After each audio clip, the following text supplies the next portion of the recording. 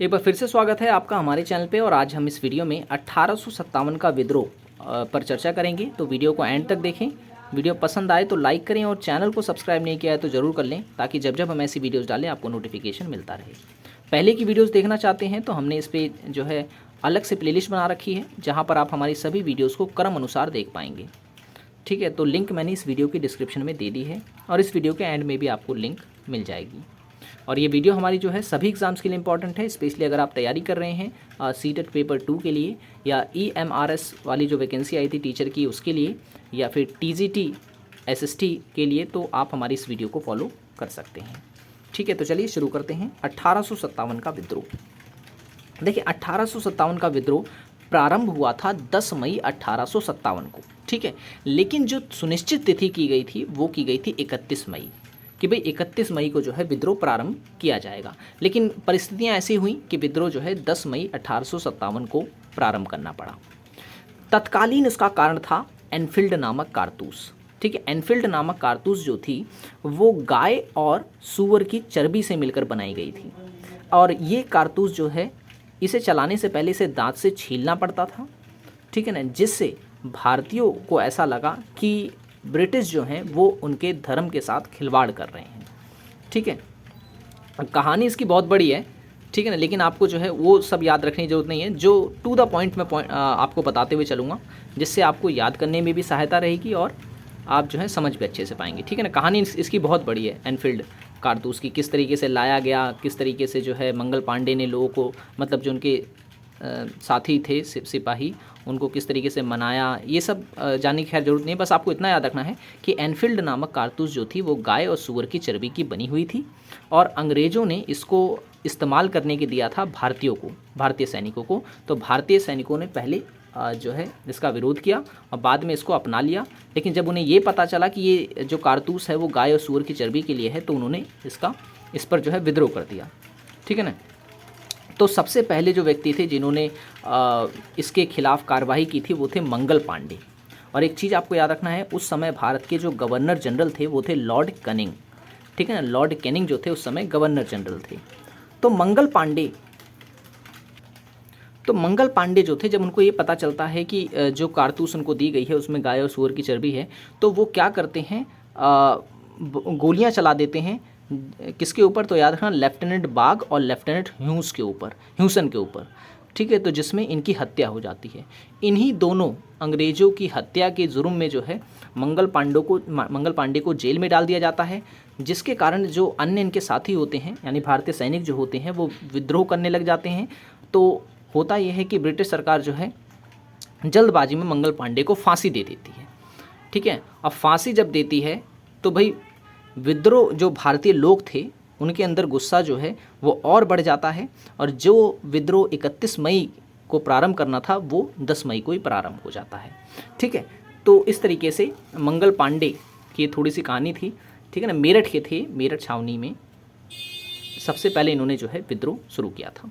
कारण क्या थे विद्रोह के? तो सामाजिक, राजनीतिक, धार्मिक और आर्थिक कारण इसके लिए जिम्मेदार थे। सामाजिक कारण की अगर हम बात करें तो सामाजिक कारण में आप ये देख सकते हैं कि अंग्रेज़ों ने जो है भारतीय परंपरा जो थी, जो भारतीय प्रथा थी, सती प्रथा, उसको ख़त्म कर दिया था। 1829 में जो है ये प्रथा ख़त्म कर दी गई थी। क्या होती सती प्रथा? तो मैं बता दूं, सती प्रथा एक ऐसी प्रथा थी जिसमें अगर किसी भी महिला का पति मर जाता है तो स्त्री जो, यानी कि जो उसकी पत्नी होगी, उसको भी चिता में जो है जला दिया जाता था। ठीक है ना, तो ये प्रथा थी।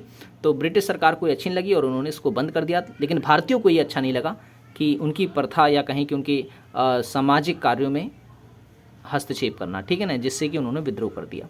तो सती प्रथा एक तो कारण था। दूसरा था विधवा पुनर्विवाह शुरू करना। ठीक है ना, भारत में जो विधवाएं होती थी उनकी स्थिति जो थी वो बहुत ख़राब थी। ठीक है, तो अंग्रेज़ों ने क्या किया, 1856 में जो है 1856 में विधवाओं का पुनर्विवाह कानून पास किया कि अब विधवा जो होंगी वो अपना दोबारा विवाह कर सकती हैं। तो भारतीय इससे भी नाराज़ हो गए। ठीक है ना, और भी कई कारण थे, लेकिन आपको बस ये छोटे छोटे पॉइंट्स याद रखने हैं। राजनीतिक कारण में आपको याद रखना है डलहौजी की व्यापकगत नीति, या कहें कि हड़प नीति। ठीक है ना, किसने शुरू की थी? डलहौजी ने शुरू की थी, जिसके तहत जो है राजाओं के जो राज्य थे उनको हड़पा जा रहा था। और सहायक संधि ये किसने शुरू की थी? तो वेलेज़ली ने शुरू की थी। इसके तहत जो है राजाओं से अंग्रेज जो होते थे वो संधि करते थे और संधि पूरी तरह से घाटे का सौदा हुआ करती थी, ठीक है ना।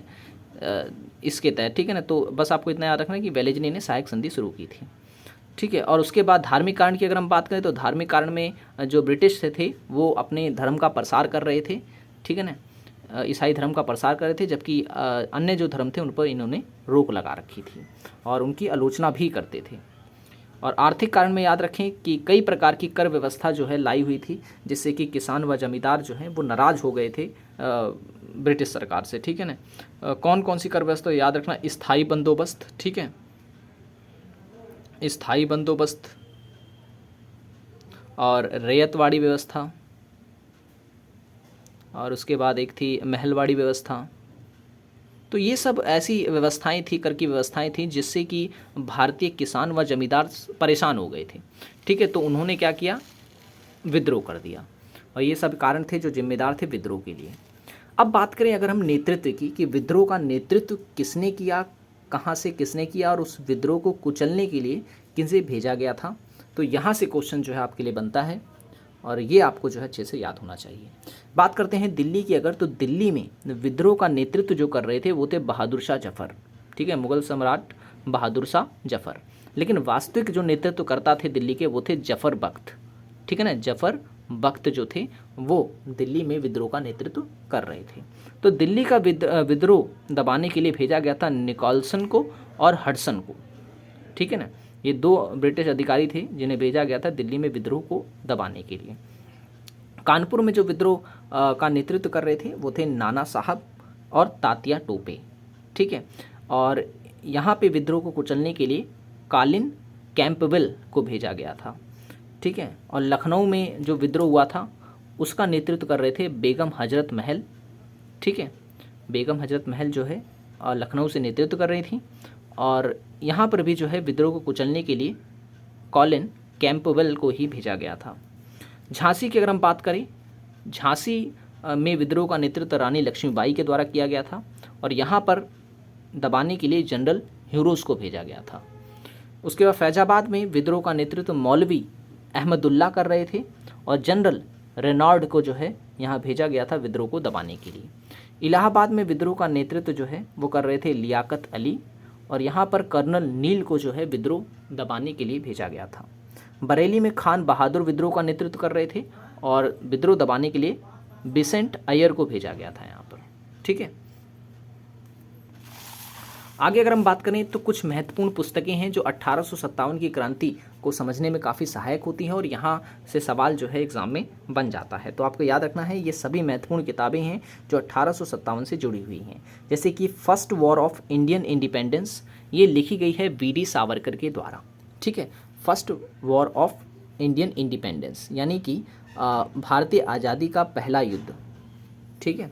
और द ग्रेट रिबेलियन नामक जो किताब है ये लिखी गई है अशोक मेहता के द्वारा। और स्कॉपी mutiny and the revolt of 1857 लिखी गई है आर.सी. मजूमदार के द्वारा। और 1857 इसे 1857 करके भी पूछ लेता है कि 1857 जो किताब है वो किसने लिखी है, तो याद रखना S.N. सैन ने जो है ये किताब लिखी है, S.N. सैन ने। अब बात करते हैं कुछ महत्वपूर्ण तथ्यों की जो कि इस विद्रोह से जुड़े हुए थे, ठीक है। प्रथम विद्रोह जो हुआ था वो मैंने आपको बता दिया कि बैरकपुर छावनी में मंगल पांडे के द्वारा किया गया था, ठीक है। 1857 के विद्रोह के समय याद रखना, ठीक है। 1857 के विद्रोह के समय के विद्रोही जो थे जिनका नाम था नाना मौलवी अहमदुल्ला की गिरफ्तारी के लिए जो है, क्योंकि इन्होंने जो है विद्रोह काफ़ी व्यापक तौर पे कर रखा था, तो ब्रिटिश सरकार जो है इनको पकड़ना चाहती थी। तो लंबे समय से जो है ये भाग रहे थे, तो इनके ऊपर अंग्रेजी सरकार ने या कहीं ब्रिटिश सरकार ने 50,000 रुपये का इनाम रखा था इनको पकड़ने के लिए, ठीक है ना। और ब्रिटिश सांसद डिज़रायली जो हैं इन्होंने 1857 के विद्रोह को राष्ट्रीय विद्रोह कहा है, ठीक है, राष्ट्रीय विद्रोह कहा है। और वी.डी. सावरकर ने 1857 के विद्रोह को जो है सुनियोजित स्वतंत्रता संग्राम की संज्ञा दी है, ठीक है, सुनियोजित स्वतंत्रता संग्राम की संज्ञा दी है। 1858 के भारतीय परिषद अधिनियम द्वारा भारत में कंपनी का शासन जो है वो समाप्त कर दिया गया। ठीक है, विद्रोह जब खत्म हुआ तो 1858 में जो है जो भारत शासन अधिनियम आया था उसमें कंपनी के शासन को जो है समाप्त कर दिया गया और भारत का जो गवर्नर जनरल था उसे वायसराय कहा जाने लगा। ठीक है, उसे वायसराय कहा जाने लगा। ठीक है, तो ये पॉइंट्स हैं जो आपको याद रखने हैं। देखिए, सहायक संधि के बारे में थोड़ा मैं आपको बता देता हूँ, जो वेलेस्ली के द्वारा शुरू की गई थी। था इसमें क्या कि वेलेस्ली ने ये संधि राजाओं पे थोपी थी। ठीक है, इसके तहत होता ये था कि अगर मान लो कि कोई राजा है, ठीक है मैं यहाँ बता देता हूँ, अगर मान लो कि कोई राजा है वो किसी भी ब्रिटिश अधिकारी से अगर वो संधि करता है, ये सहायक संधि करता है, तो होता ये था कि इस राजा की रक्षा के लिए, इस राजा की रक्षा के लिए ब्रिटिश अपने सैनिक देती थी। ठीक है ना, इसकी सुरक्षा के लिए।